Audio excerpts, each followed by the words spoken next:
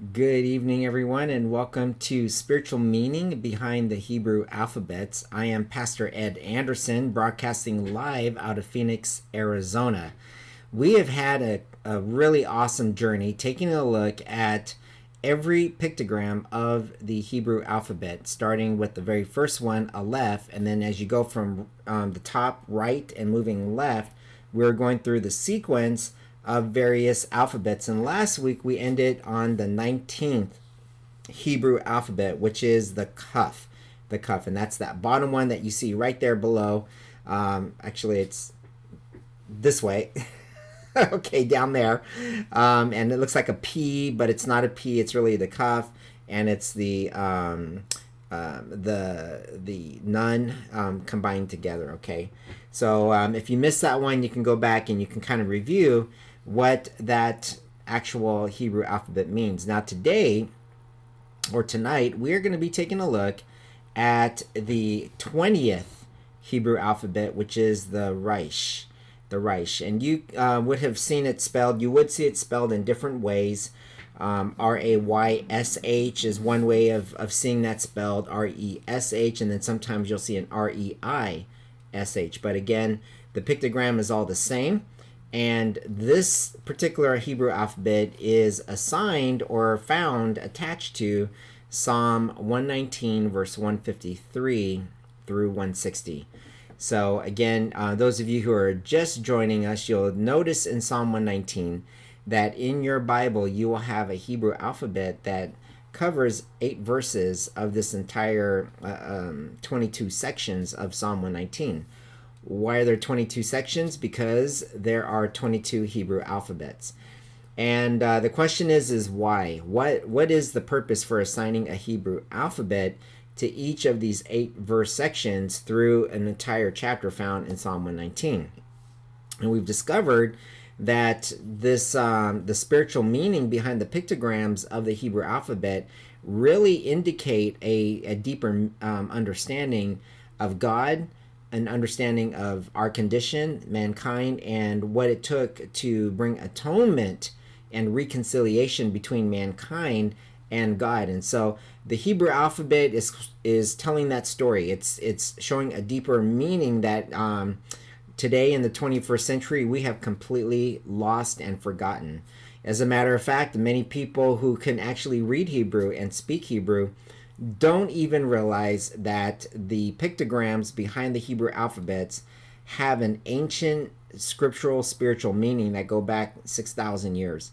So we're going to, we've been able to go back and rediscover some of the meaning behind what this means. So as you take a look at this particular one, the Raysh, you're going to notice something very fascinating. You're going to say, you know, this vaguely reminds me of a Hebrew alphabet that we have looked at before.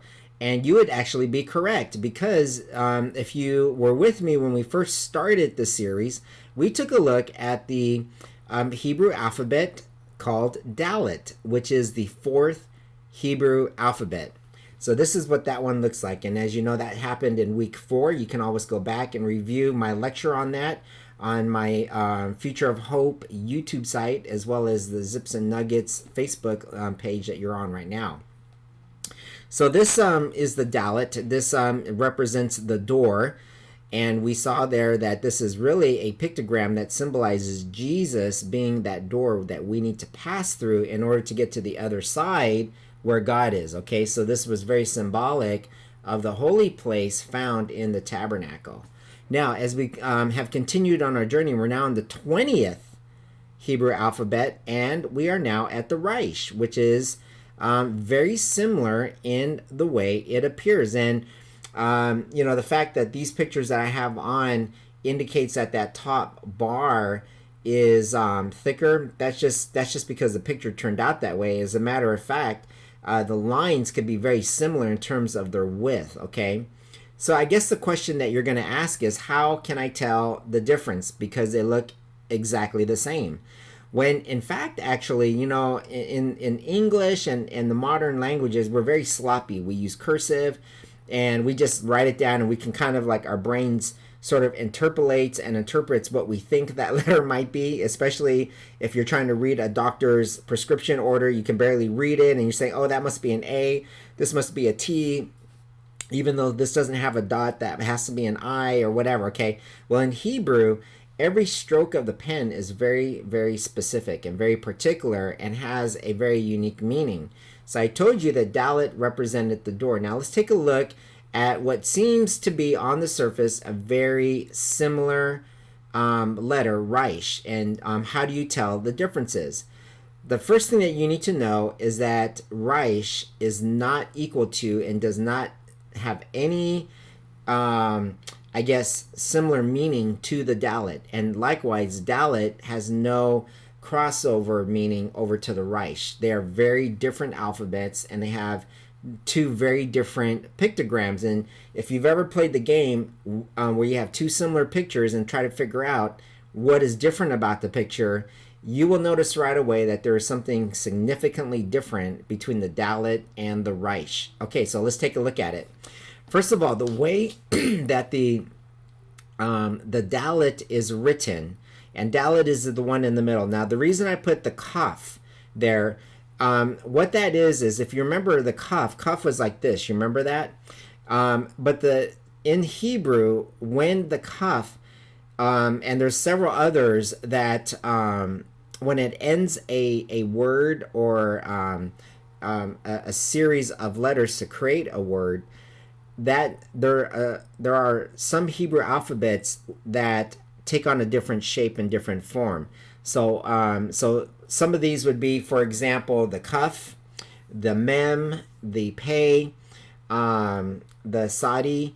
Okay, so these would all have similar looks, and if you were to compare the Kaf with the Dalet and the Resh, it looks very similar. But one thing, I'm not going to talk about the Kaf because we know that that's very different. You notice how long the vertical line is. It goes below the line, okay? So we're not going to look at that because typically people will get confused over the Dalet and the Resh because they're on the same line and they look very different. Okay, so if you look at the Dalet, the one in the middle, the line on the top is drawn first across, then the pen is picked up off the paper, placed on top of the line, and then drawn down.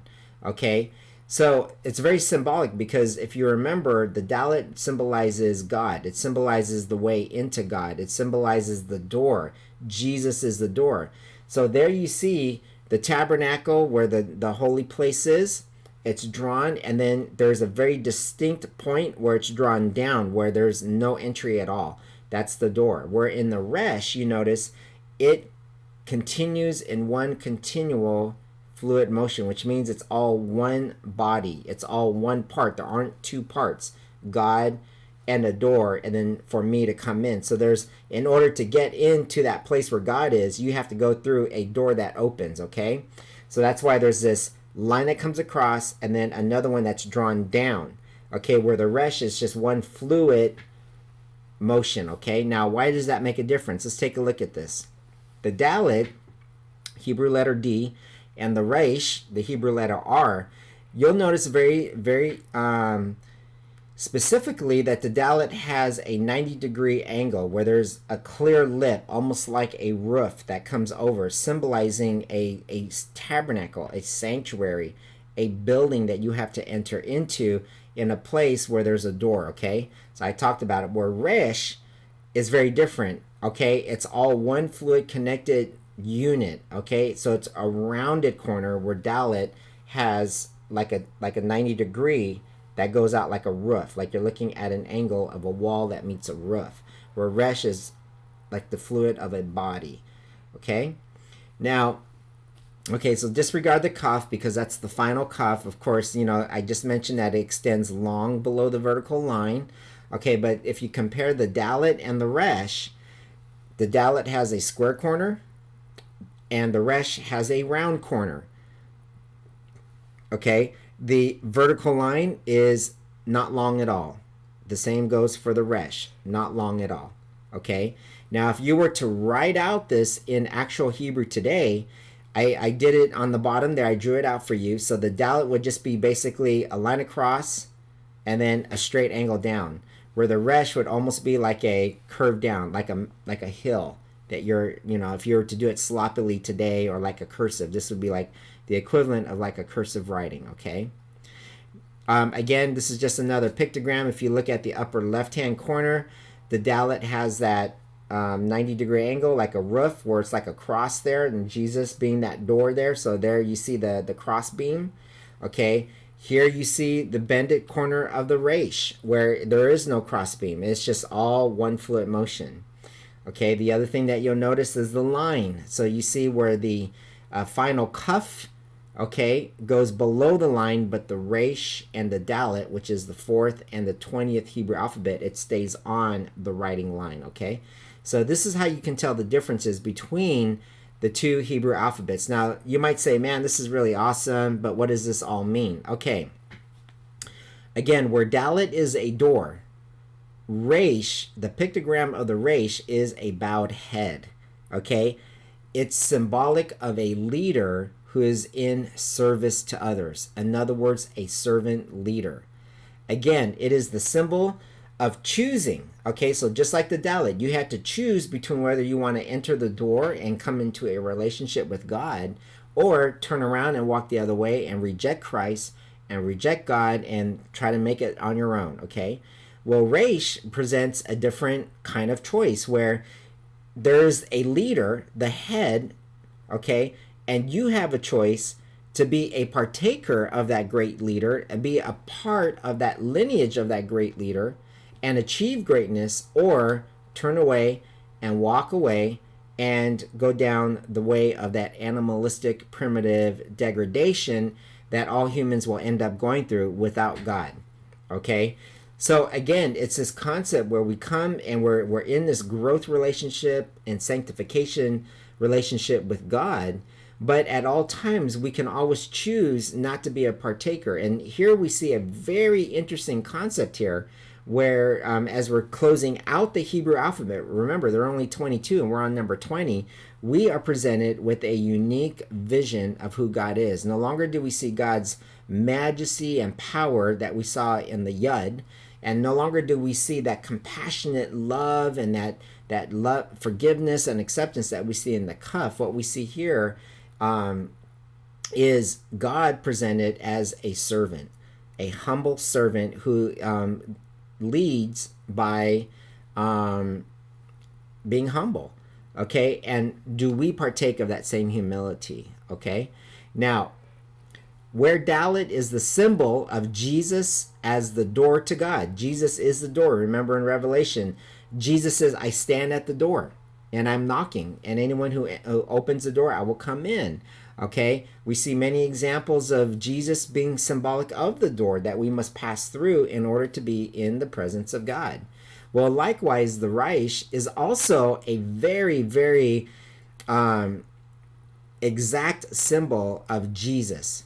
Okay, and the humility that he took on as the humble servant who came to the planet to save all mankind, and he saved it on his bent back. Okay, so this is a symbol of God who in humility became a servant so that way all can be saved. Okay, this pictogram is extremely powerful because it's symbolic of a bowed head, a leader. And there's only one example of a bowed head, humble leader in symbolic of God, and that is in the form of Jesus Christ. Okay, now, Hosea chapter 11, verse 4. This is going to be very important. I want you to try to remember this text as we move forward. Look at what it says here about God. I led them with the cords of human kindness. Okay, so God is already identifying with the aspect of being human. Okay, so this is an aspect of humility that we're not familiar with. Going from God down to human. And yet he led them with cords of human kindness. So in other words, he was still a leader. Leading people, not with chains, but with cords. In other words, very fragile that could be broken. That means that we have to come willingly. And he did it not out of fear, but he did the leading through kindness and love and compassion. So I led them with cords of human kindness, with ties of love, okay? So this is a very, very powerful concept of God reaching to humanity, saying it's not through my deity that I'm going to reach them, it's through the humanity side, my identifying them with them as a human, and I will bring them with love. And then look at how it concludes here.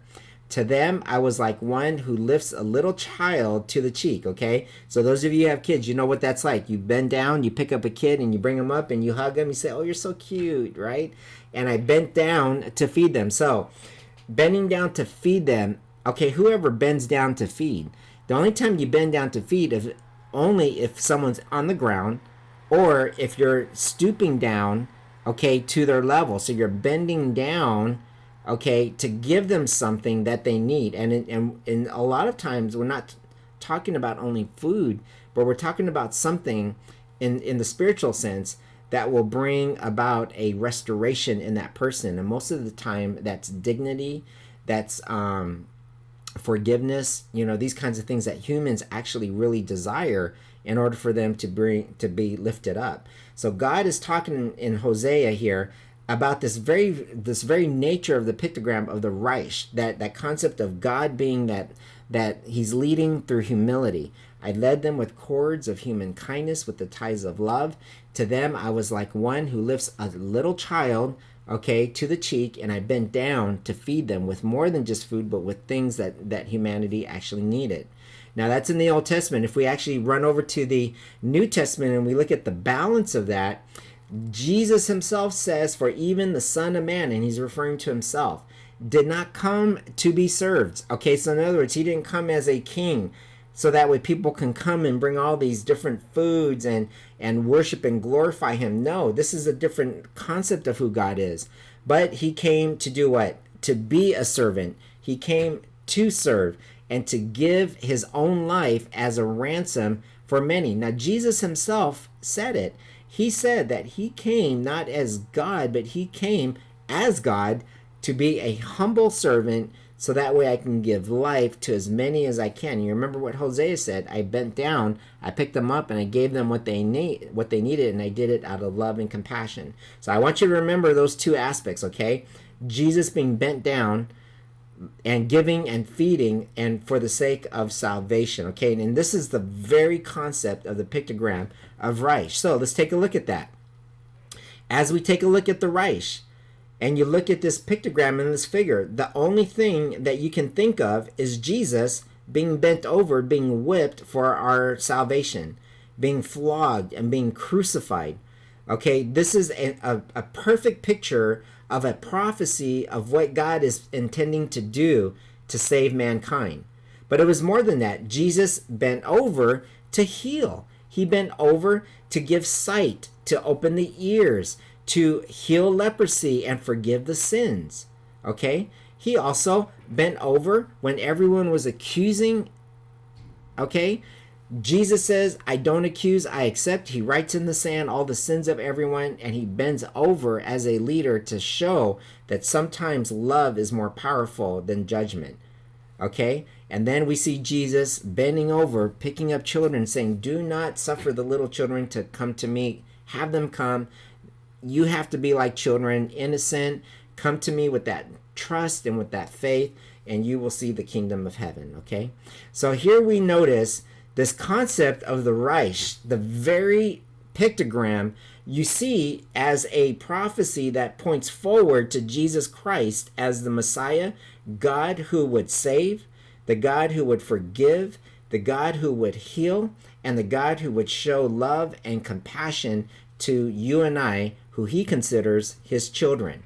Okay, now, knowing that Jesus, the Raysh, is symbolic of actually Jesus, and the story of what he would do to bring about redemption for all humanity, to save, to heal, to forgive, and to love. Take a look at verses 153 to 160. It is going to blow your mind. Check this out.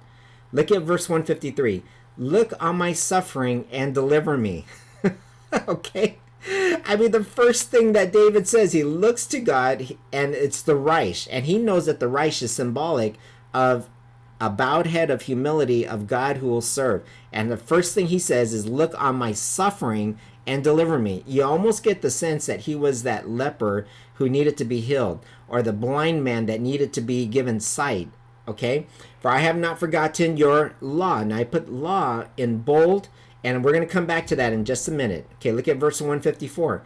Defend my cause and redeem me. You remember the lady who was being accused by everyone? They were going to stone her to death. And Jesus bends down, starts writing down in the sand, and no one would kill her because they were all condemned by their own sins that Jesus was writing in the sand. So look at what David says. Lord, defend my cause and redeem me. Man, that's awesome, because that is exactly the pictogram of the Raysh. And then he says, preserve my life according to your promise. Okay, so you remember that God didn't only come to forgive, but he also came to what? To preserve my life, to give me dignity, to raise me up. Okay, so that's the actual pictogram meaning of the Raysh. A bowed head in humility of service. Okay, and this is what God is doing for you. This is his promise, that this is what he is going to do. Salvation is far from the wicked. Why is it far from the wicked? It doesn't have to be far from the wicked. If the wicked would turn to God, right? You remember the Dalit? They can choose to enter that door and come into that relationship with God. That was the fourth Hebrew alphabet. If you stay in that relationship with God, you realize very quickly that God is the one who brings about salvation. There's nothing you can do, okay? God is the one that brings about atonement. God is the one that brings about the deliverance, okay? So you have a choice. You can either choose to stay in that greatness with God and achieve that salvation, or you can choose to go far away from God and go down towards that degradation, which is actually the meaning of the Raysh. Salvation is far from the wicked, for they do not seek out your decrees. Okay, so I put decrees in bold here. So, okay, remember that. Law and decrees. So oftentimes we think, okay, well, what laws are you talking about that I have to keep? What laws or what decrees, God, are you talking about that I have to keep? Okay, just remember this. Let's go on now to verse 156. So there it says, your compassion, Lord, is great. Okay, so again, it's literally a legal definition of the Raysh. Okay, God bending over, okay, to save, heal, forgive, and to give love and compassion. So again, verse 156, it's your compassion, Lord. It is great. Preserve my life according to your laws. Okay, again, bold. I'm going to come back to this. You're probably wondering, what is Pastor Anderson getting to here? Many are the foes who persecute me, but I have not turned from your statutes. Bold again. I look on the faithless with loathing, for they do not obey your word. Laws, commands, statutes, precepts, words, decrees, all in bold, okay? So you get the idea that, man, I must have to be doing something in order to receive all of this, right? Okay, hold on. Check this out. See how I love your precepts, your principles, your fundamental principles. That's why I put it in bold, okay?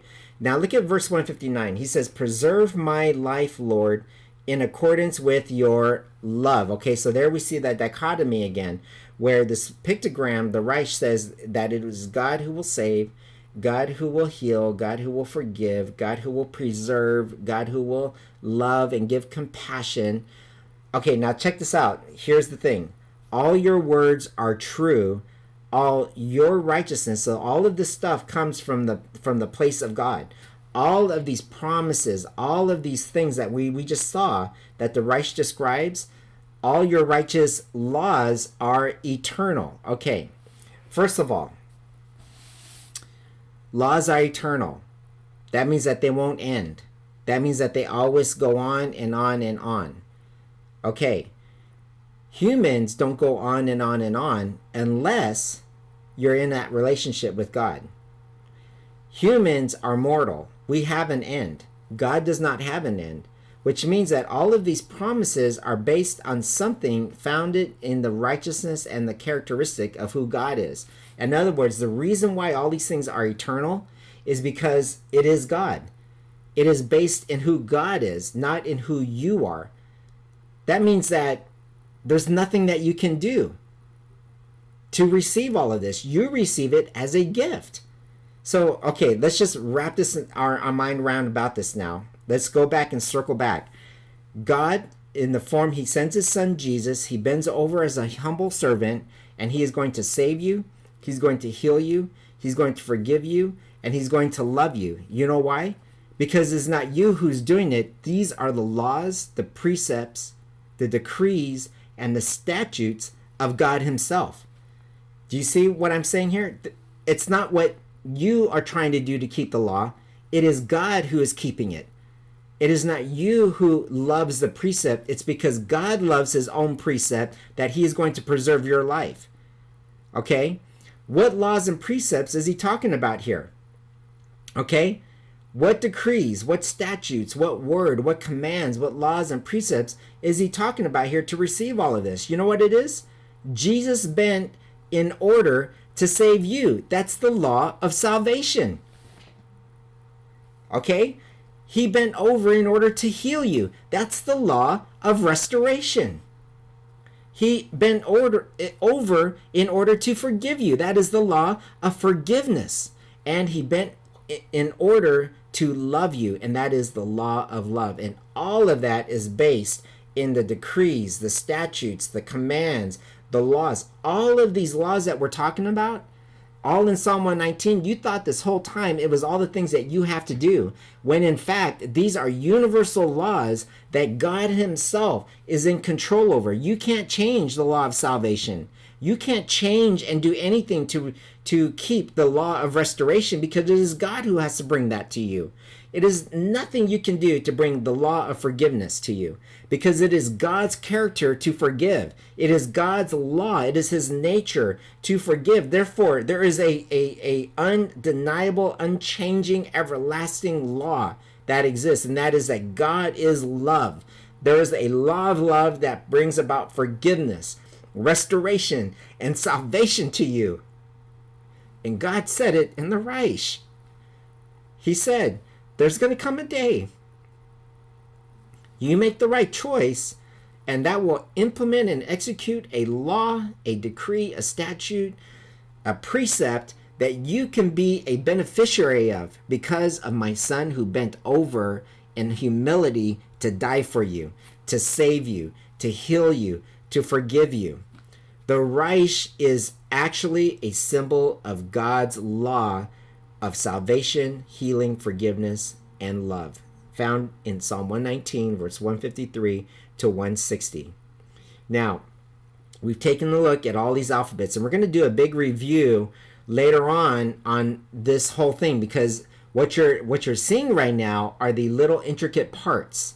You're seeing the little components of angles of God, angles of humans, and what it takes for us to be in reconciliation, okay? This week we took a look at the Raysh. Okay, now here's the thing.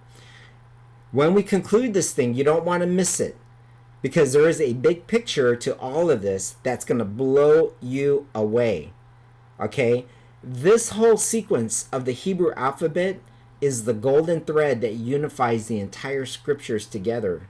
The Old, the New Testament, the books of wisdom like Proverbs and Psalms and Ecclesiastes and the Song of Solomon, together with the minor and major prophets, with the Torah, the first 5 books, together with the New Testament Gospels and the Pauline epistles, as well as the apocalyptic literature like Daniel and Revelation and Ezekiel. Okay, the Hebrew alphabet is the code. It is the outline that you can put everything into, and you can see a common thread that flows through, so you don't want to miss it. But here's the thing.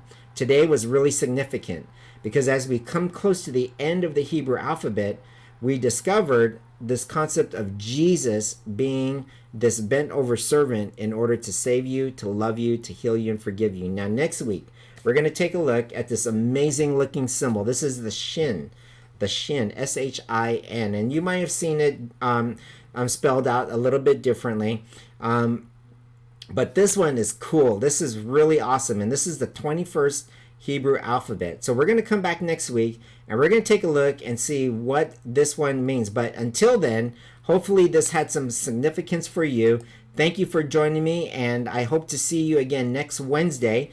Remember, I am broadcasting other times on Friday and Saturday because a lot of this is connected to prophecies and many of the things that humans have to go through. So watch my other sermons and my other lectures throughout the week. But until then, Toda Rabah, which means God bless. Bye.